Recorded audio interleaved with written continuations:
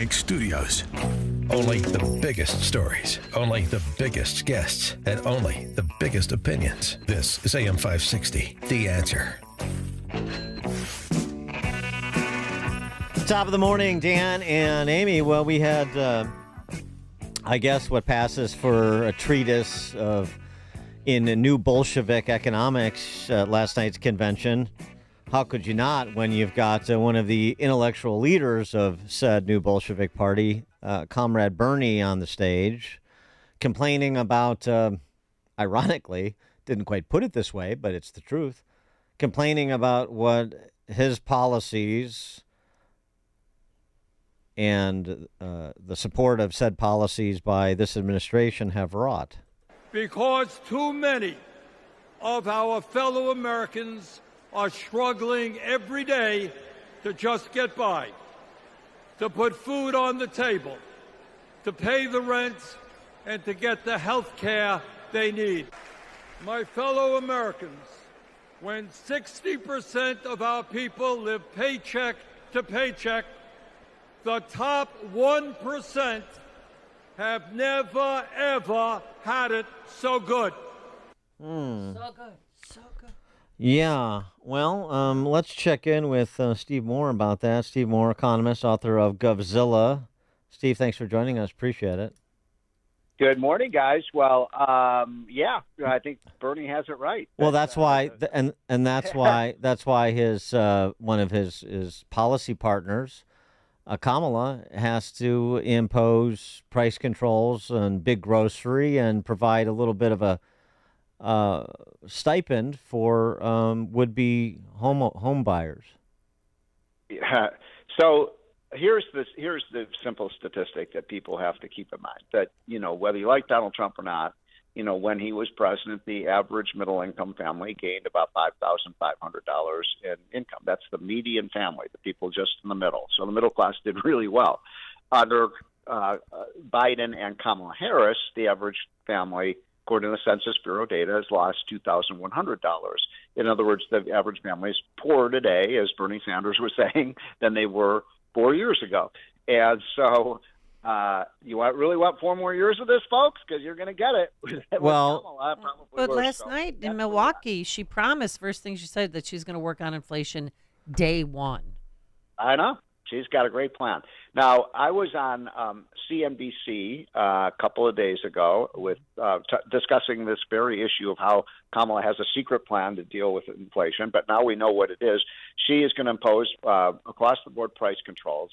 And the woman that I was debating on the CNBC, who's very close to Biden, said, well, our plan is, guys, I'm not making this up.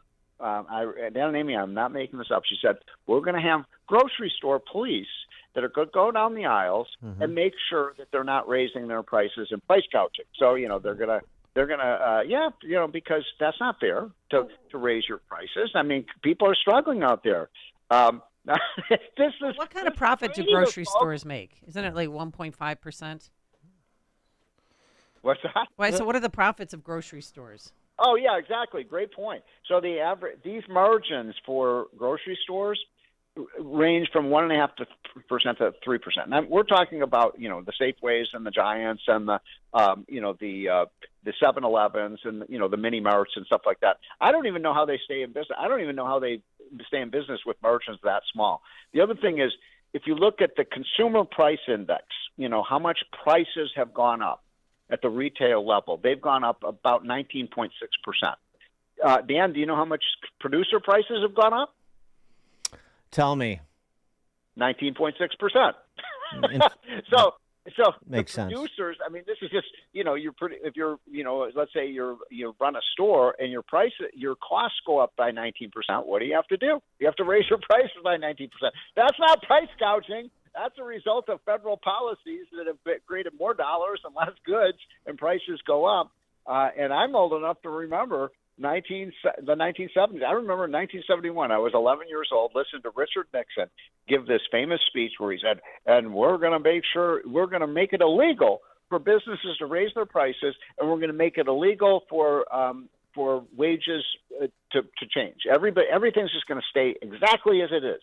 And then we're going to put that in place for I think it was 90 days, and then when the 90 days are over, then they can do it. And guess what happened? As soon as the 90 days were over, the prices just went through the roof again.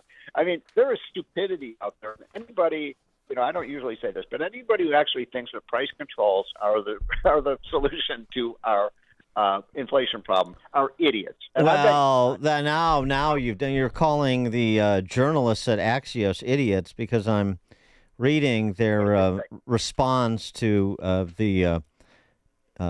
this radical capitalism that you're talking about without price controls. If banning price gouging is communist, the U.S. went Marxist long ago, because, Stephen Moore, 38 states, including the most populous like Texas, California, New York, prohibit companies from jacking up prices during emergency. Think of bans on selling $10 bottles of water after major hurricane, for example. The laws are triggered by an event, a time when a governor or federal government has declared an emergency. Price hikes for other goods above a certain threshold. So, I mean, if we can set prices for gas and water in those circumstances, why not in these exigent circumstances where people are having a hard time affording groceries, Stephen Moore, you heartless bastard? Yeah, well, that's because I'm a greedy capitalist. Right. You know that. You've known me a long time. I'm greedy. These are stupid laws that even some red states, you're right, even red states, you can't raise the price of gasoline or water during an emergency. Well, guess what? That means gasoline and water aren't available during the emergency, because that's why you have prices. They match supply and demand. These people don't even understand the law of supply and demand. They think profits are a dirty word. They really do. Those greedy companies trying to make a profit.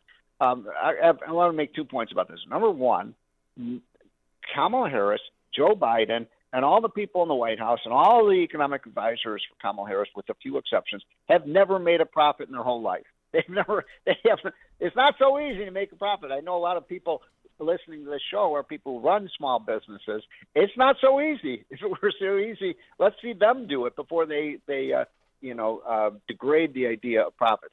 Number two, you can only make a profit when you're providing people with something that they want. And if you don't have profits, you don't have businesses. And if you don't have businesses, you don't have workers. And if you don't have workers, you don't have jobs.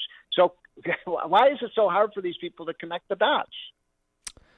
Well, I think I'm not. I mean, some are just, nitwits, and some have ulterior motives. Something else, though, too, to stick it to the rich, and this is something obviously Comrade Bernie would be on board for. Probably Dog Emhoff would be on board for this too.